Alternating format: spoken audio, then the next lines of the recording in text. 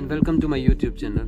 Today I'm gonna read you another topic, and this one is again a very important. Like all of these topics are really very condensed and they provide you with a lot of material needed for you in your daily life. So this is about the theme, in the things which do not happen there are often hidden miracles. Now the topic is, there is no unanswered prayer. There is no unanswered prayer. Okay, when I was a little girl, I asked for pony for my birthday, and I added nightly prayer to daily badgering of my parents. I never got the pony, but I can see now that I began to get close to something far more precious. When my father finally said, "You are going to have to face it, I can't give you a pony," I replied, "Maybe there will be a miracle." There is more to a miracle than getting what you want. My father said, sometimes a much greater miracle happens when you don't get it. Sometimes a much greater miracle happens when you don't get it. I have yet to meet the person, no matter how deeply hurt, who does not find comfort in the true meaning of the word, for comfort means with strength. Once he grasps this fact, there is no unanswered prayer. True, God cannot always answer yes, but He does answer. He does answer. Many people no longer pray because of what they call disillusionment. At some time in life, they may have prayed for the health of a loved one, for strength to fight some weakness in themselves, or for success in landing a job. They have watched the dear one die. They have awakened with another hangover, or been beaten out of the job. What's the use of praying?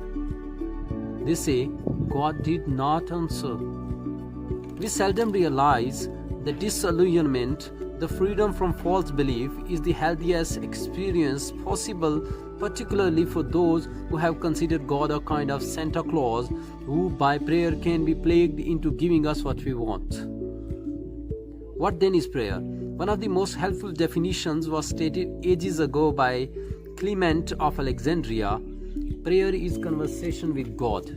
Prayer is conversation with God. So few of us understand prayer because we don't make it conversation. We deliver an ultimatum. We deliver an ultimatum. Black despair will scarcely clutch and hold for long if we can talk it out with a friend who understands.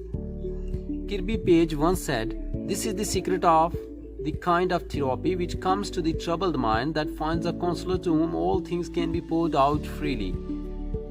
And this is the key to the healing that the broken heart finds on turning to the counselor unto whom all hearts are open, all desires unknown, and from whom no secrets are hid." An old hymn says, "Prayer is soul's sincere desire, uttered or unexpressed." Many who would not think of kneeling in church do not hesitate to recline in psychiatrist's office. Though increasingly counselors agree with Dr. William Sadler, who says in the practice of this psychiatry, when we set ourselves to the work of collecting or recollecting the scattered pieces of ourselves, begin a task which, if carried to its natural conclusion, ultimately becomes prayer. There was a scientist once who thought prayer was humbugs, especially the kind of praying that involved making a pilgrimage. Then he fell ill, came close to bankruptcy. Many of his experiments failed. But one day he made the pilgrimage, mostly to get away from home. At the shrine he said to himself, "If I were not an agnostic, I might experiment with his superstitions." Convincing himself he was going through the motions out of the idle curiosity, he started the ritual. Halfway through, he thought, "Now if this were not folly, what would I pray for?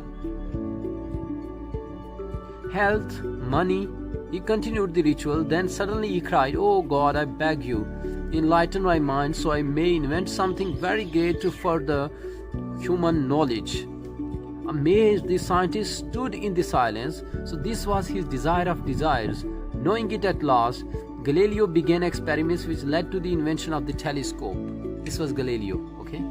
Prayer is indeed the soul's sincere desire, and few of us find our miracles because we cannot discover what we want most. Because we cannot discover what we want most. And sometimes we never start to find out until our whole world crashes and we are forced to look at life from a new angle, one which we perhaps see for the first time only when God says no. Only when God says no. When disappointments come, there are two things we must question. We must question before we question God or His purposes. No matter how great our longing or how fervently we pray, when God says no, we must question our desires and ourselves. Many times we should ask not what is wrong with our prayers, but what is wrong with us. Not what is wrong with our prayers, but what is wrong with us. We would not be realistic, however, unless we face the fact that while our desires may be right and we ourselves fully worthy of receiving that for which we pray, still God may say no. Why? Why is it so? Sadly enough, very often only time alone can give us the reason. But if along with the cry, which comes to all of us sooner or later, why God, why? We can give the simple affirmation, there is some reason and someday I shall find it. We can save ourselves untold heartbreak. Besides no or yes, there is a third answer God often gives us when we pray, time and again. When I used to ask my mother for some special gift, we shall see, she would say, we shall see, she would say, just be patient and do all you can to do about it, and then we will see. So I think God answers us many times, but other times what happens depends ultimately on how much we work with God, with any and with all of the manifold powers through which He works. Thomas Edison said, "We don't know the millionth part of 1% about anything." Thomas Edison said, "We don't know the millionth part of 1% about anything. We don't know what water is. We don't know what electricity is. We don't know what heat is. We have a lot of hypotheses about these things, but that is all. That is all. These are hypotheses. But we do not let our ignorance about these things deprive us of their use. Just because we don't know them doesn't mean we shouldn't use them. So with prayer, we really don't know the millionth part of 1% about it, but what we do now is enough to enable us to use it, and through it to let God use us. To let God use us. That's it for today, and there is a brilliant message in it. You got to believe in prayers. Keep asking for prayers, because prayers are your sincerest desires. Okay, anything that you pray for is what you actually want. So that's where you find the purpose, or you find a theme, or you find a path to strive for. Keep striving, keep working hard, keep believing in yourself, believe in God, keep praying, and you will get your goal.